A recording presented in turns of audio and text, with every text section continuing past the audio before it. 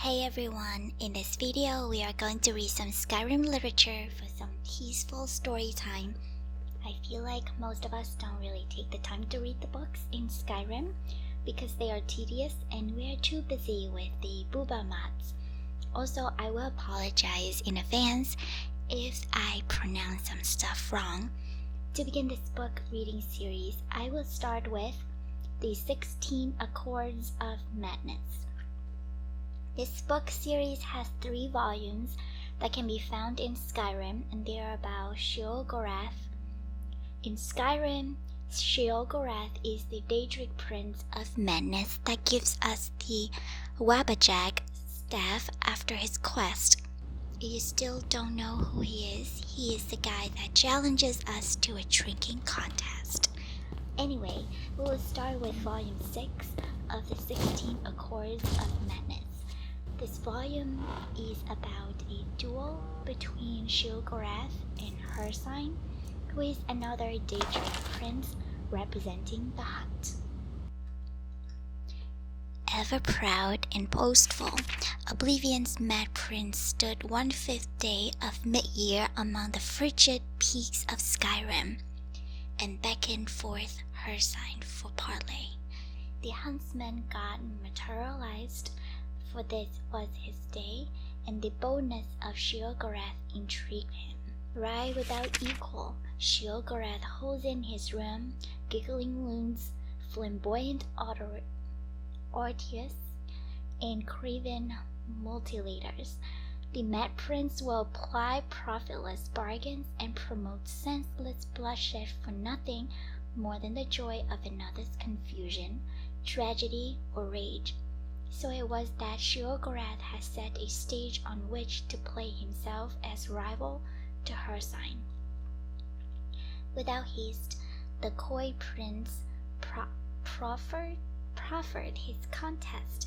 Each prince was to groom a beast to meet at this place again, 3 years to the hour, and do fatal battle. Expressionless behind his fearsome countenance, Hircine agreed, and with naught but a dusting of snow in the drift, the princes were gone to the realms. Confident, but knowing Sheogorath for a trickster, Hircine secretly bred an abomination in his hidden realm. An ancient Daedroth he summoned and imbued it with the foul curse of lycanthropy.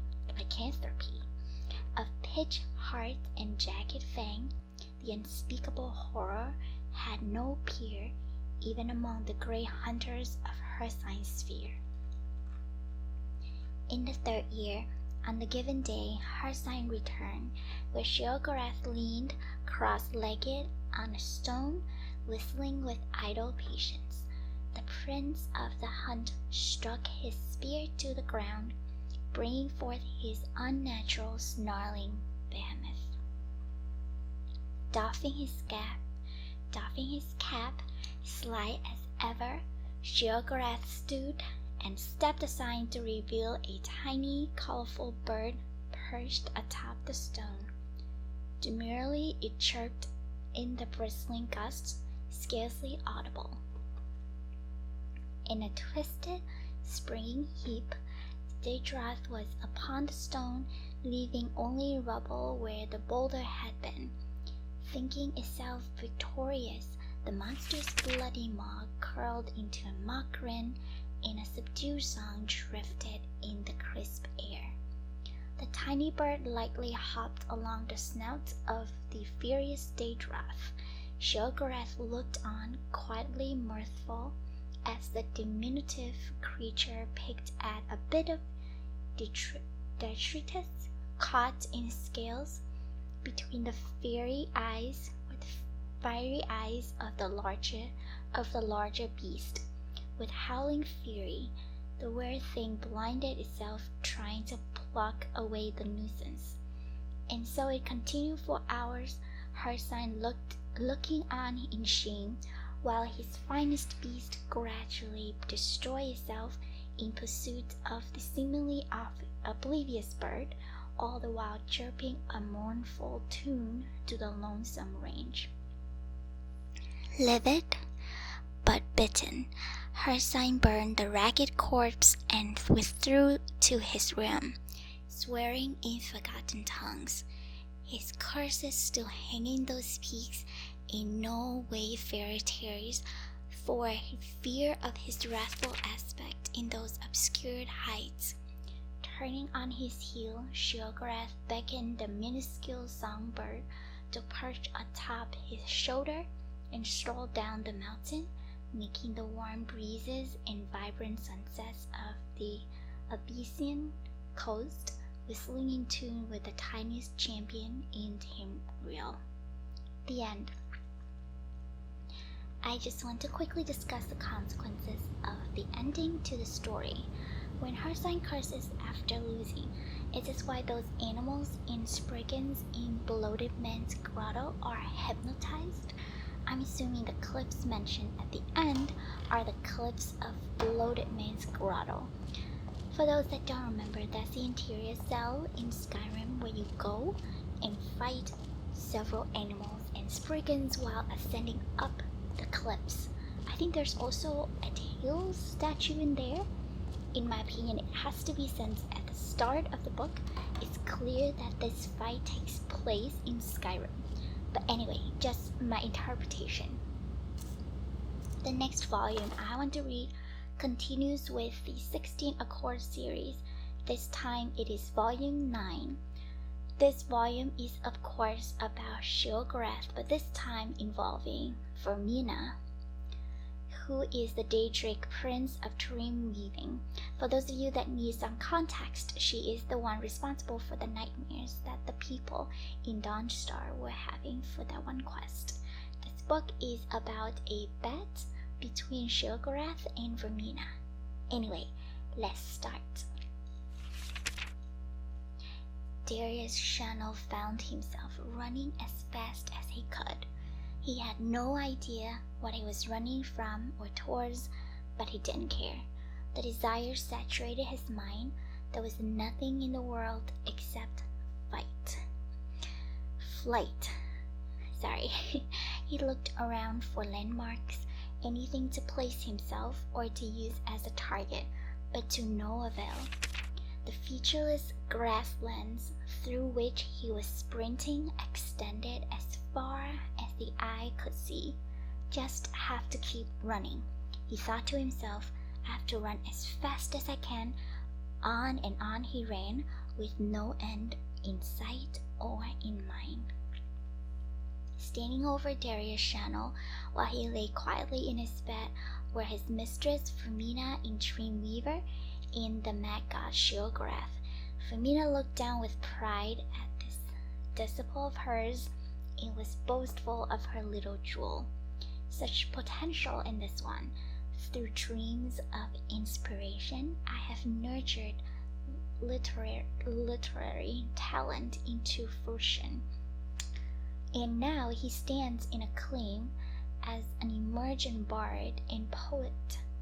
He will gain much favor before I tire of him.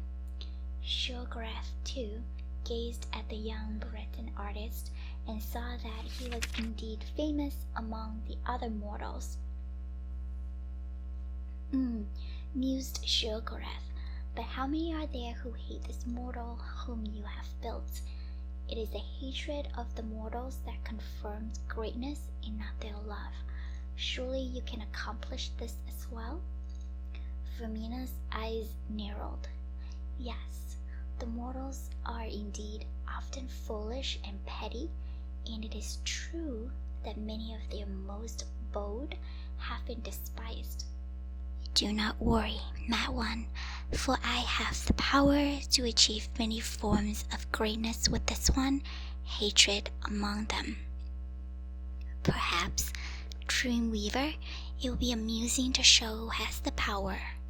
Inspire foolish, arrogant hatred of this mortal for 10 years, and then I will do the same. We shall see whose talents are most efficient, free of aid or interference of any of the Daedra. At this, she relaxed into confident pleasure. The mad god is indeed powerful, but this task is suited to my skills. The mortals are repulsed by madness, but rarely think worthy of hate. I shall take pleasure in revealing this to you, as I bring the more subtle horrors out of this mortal subconscious. And so, in the 19th year of his life, the dreams of Darius Shannon had been experiencing began to change. Fear had always been part of the night for him, but now there was something else. A darkness began to creep into his slumber, a darkness that sucked away all feeling and color, leaving only emptiness behind. When this happened, he opened his mouth to scream, but found that the darkness had taken his voice as well. All he had was the terror in the void, and each night they filled him with a new understanding of death. Yet, when he woke, there was no fear, for he had faith that his lady had a purpose. Indeed, one night Romina herself emerged from the void. She leaned in close to whisper into his ear, "Watch carefully, my beloved."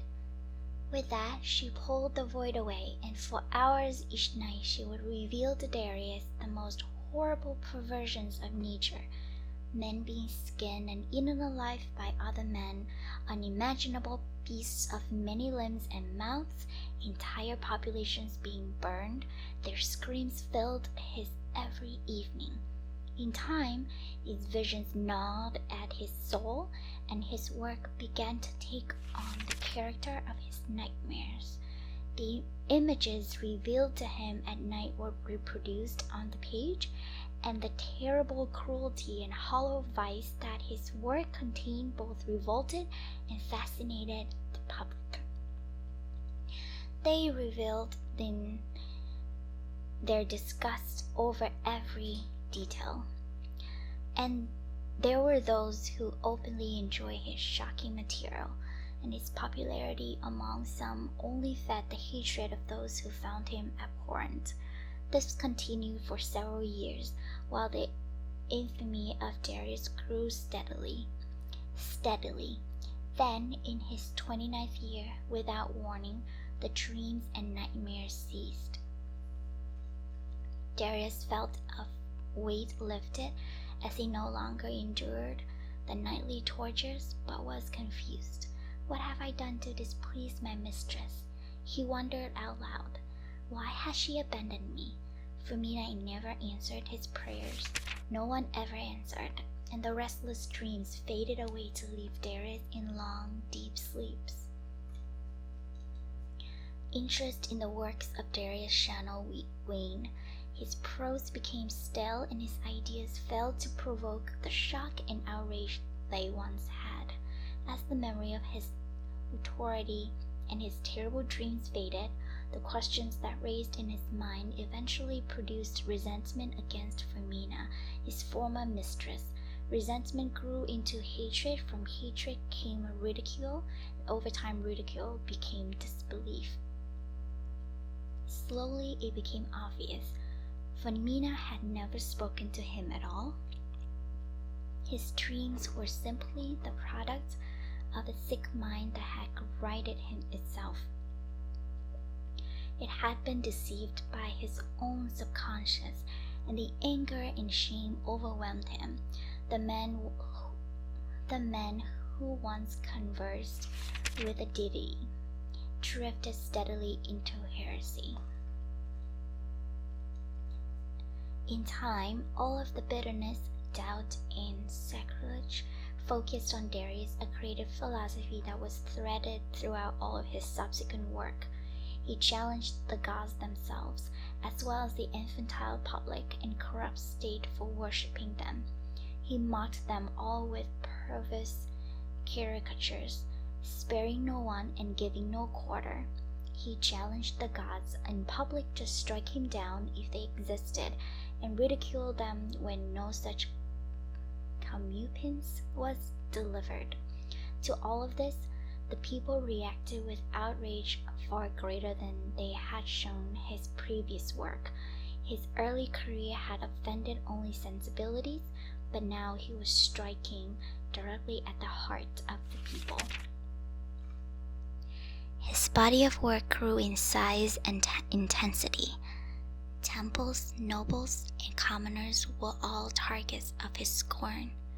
Finally, at age 39, Darius wrote a piece entitled The Noblest Fool, ridiculing the emperor god Tiber Septim for integrating into the pathetic Nine Divides cult. The local king of Diana, who had been humiliated by this upstart in the past, saw his chains for his sacrilege against the empire. Darius was executed with a ceremonial blade in front of a cheering crowd of hundreds. His last bitter words were gurgled through a mouthful of his own blood. 20 years after the wager was first placed, Femina and Sheogorath met over Darius' headless corpse. The dream weaver had been eager for this meeting. She had been waiting for years to confront the Daedric prince over his lack of action. I have been deceived by you, Sheogorath. I performed my half of the bargain, but during your 10 years you never contacted the mortal once. He owes none of his greatness to you, or your talents, or your influence. Nonsense, croaked the mad god. I was with him all along. When your time ended and mine began, your whispers in his ear were replaced with silence.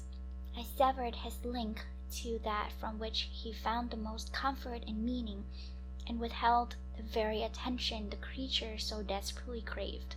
Without his mistress, this man's character could ripen under resentment and hatred. Now his bitterness is total, and overcome by a menace fueled by his rage, he feeds me into my realm as an eternal servant. Sheogorath turned and spoke to the empty space by his side.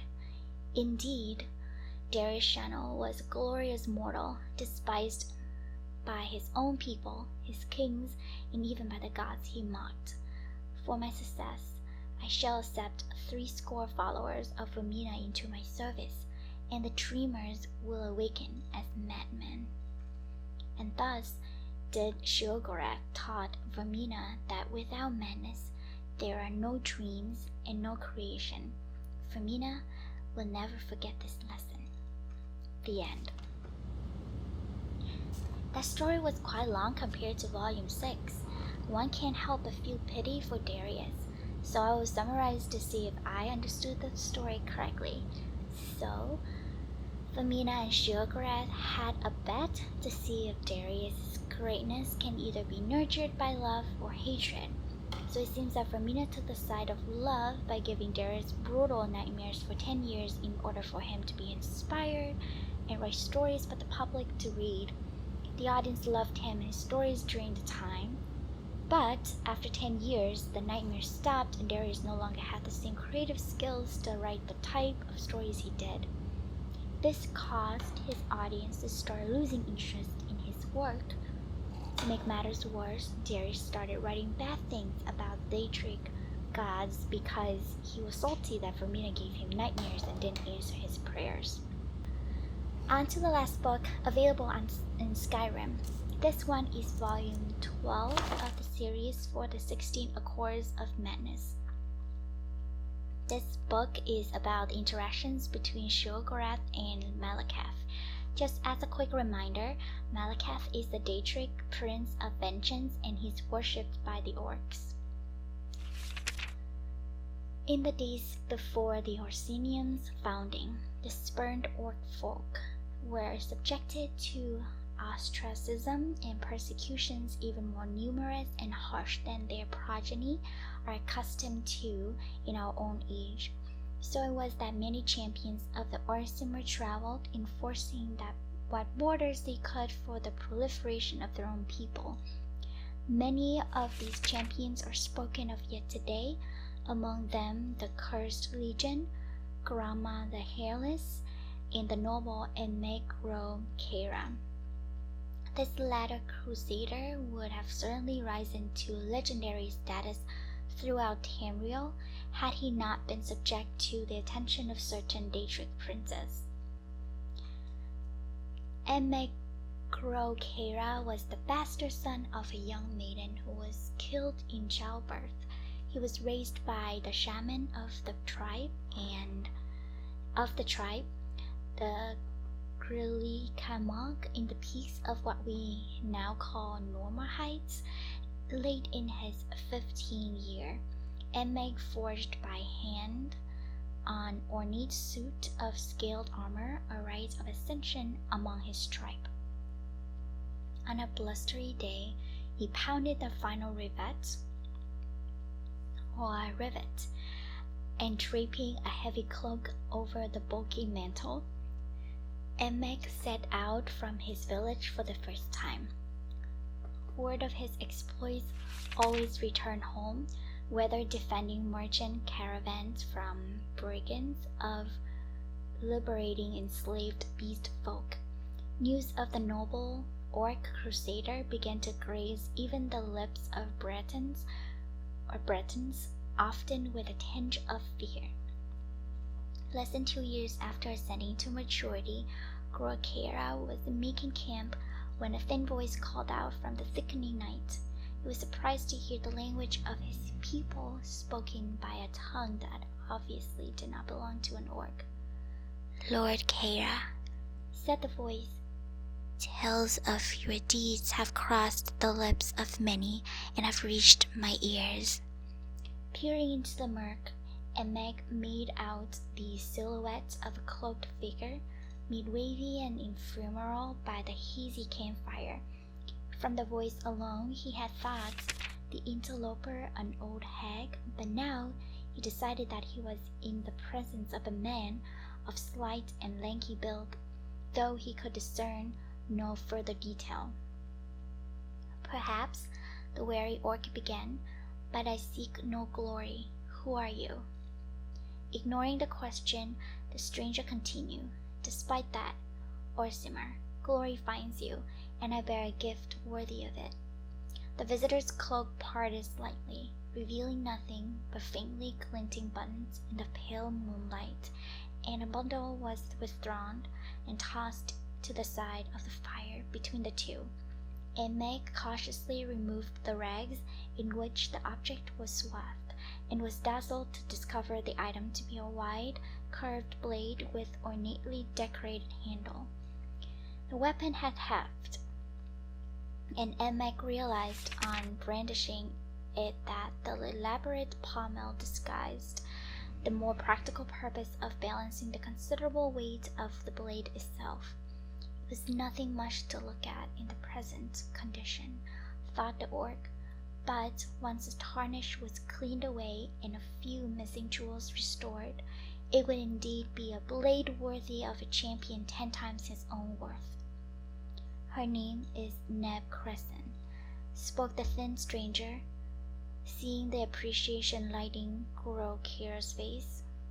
"I got her for a horse and a secret in warmer climes, but in my old age I'd be lucky to even lift such a weapon. It's only proper that I pass her on to one such as yourself. To possess her is to change your life forever." Overcoming his initial infatuation with the arc of honed steel, Meg turned his attention back to the visitor. "Your words are fine, old man," Meg said, not masking his suspicion, "but I'm no fool. You traded for this blade once, and you traded for it again tonight. What is it that you want?"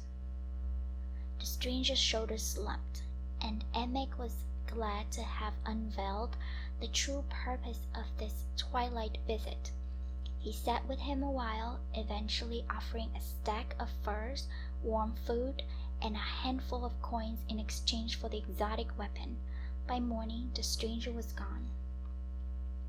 In the week following Meg's encounter with the stranger, Neb Crescent had not left its scabbard. He had encountered no enemy in the woods, and his meals consisted of fowl and swan game caught with bow and arrow.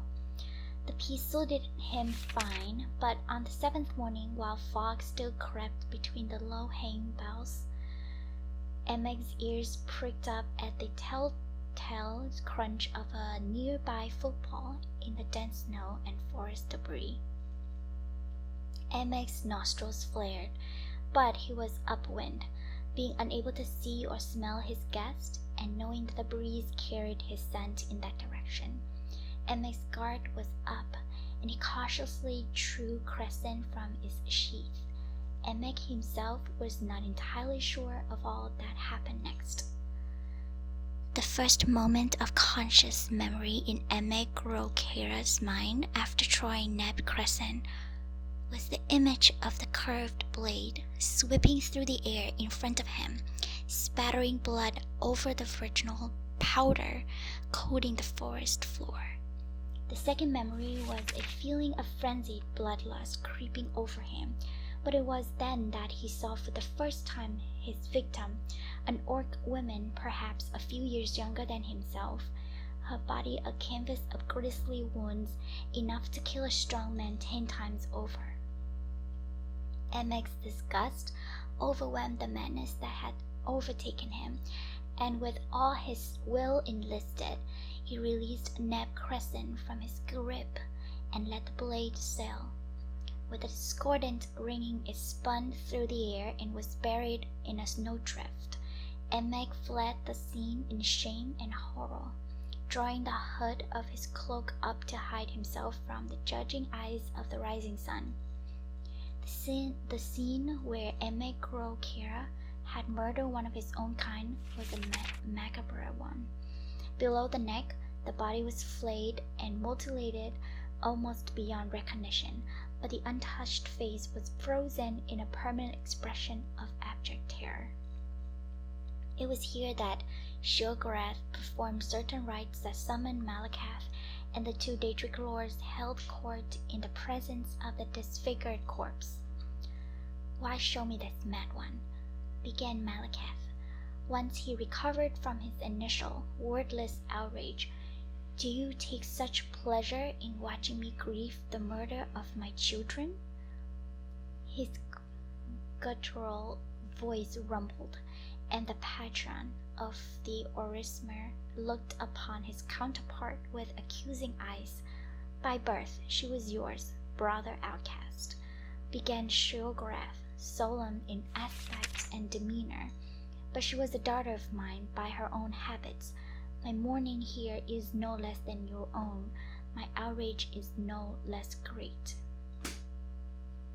"I'm not so sure," grumbled Malakath, "but rest assured that vengeance for this crime is mine to reap. I expect no contest from you. Stand aside." As the fearsome prince began to push past him, Lord Sheogorath spoke again. "I have no intention of standing between you and vengeance. In fact, I mean to help you. I have servants in the wilderness and can tell you just where to find our mutual foe. I ask only that you use a weapon of my choosing, wound the criminal with my blade, and banish him to my plane where I can exact my own punishment. The rights of honor killing here belong to you." With that, Malakath agreed, took the wide blade from Sheogorath, and was gone. Malakath materialized in the path of the murderer, the cloaked figure obscured through a blizzard haze. Billowing a curse so foul as to wilt the surrounding trees, the blade was drawn, and Malakath crossed the distance more quickly than a wild fox.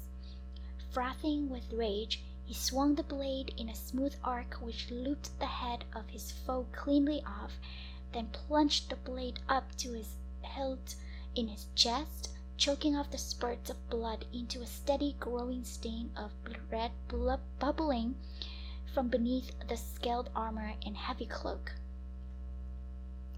Panting from the unexpected immediacy and fury of his own kill, Malakath rested on a knee as the body before him collapsed heavily backwards and the head landed roughly upon a broad flat stone. The next sound broke the silence like a bolt. I'm sorry," sputtered the voice of Emek Grokera. Malakath's eyes went wide as he looked upon the severed head, seeping blood from his wound, but somehow kept alive. His eyes wavered about wildly, trying to focus on the aspect of Malakath before it.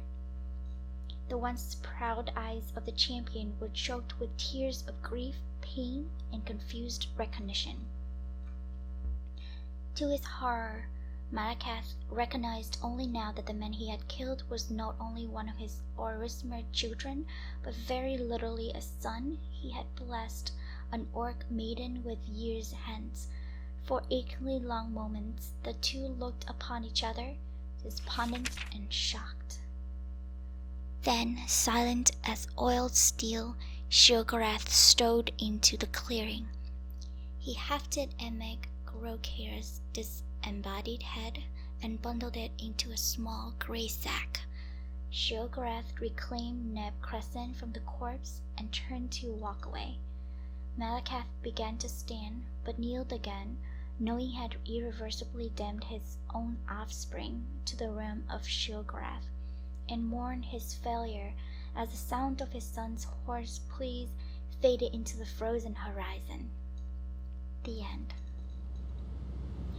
I won't get into the story since it seems pretty straightforward and the video is getting pretty long now, but this last volume is the final volume that is available in Skyrim. The other volumes of the 16 Accords of Madness can be found in other Bethesda games like Oblivion and Elder Scrolls Online. It's just really fascinating to see how everything connects together. Read the story in depth makes me appreciate the amount of lore that the lore masters writes for these games. Anyway, I hope you guys really enjoyed the readings of these 3 books, and I'm so sorry that I mispronounced and really some of these words in the stories. Depending on the reception, I can continue reading more stories and volumes for the rest of the books in Skyrim. So let me know what you guys think. Okay, thank you so much for your attention and the love that you guys have for me. I'll see you in the next video. Bye!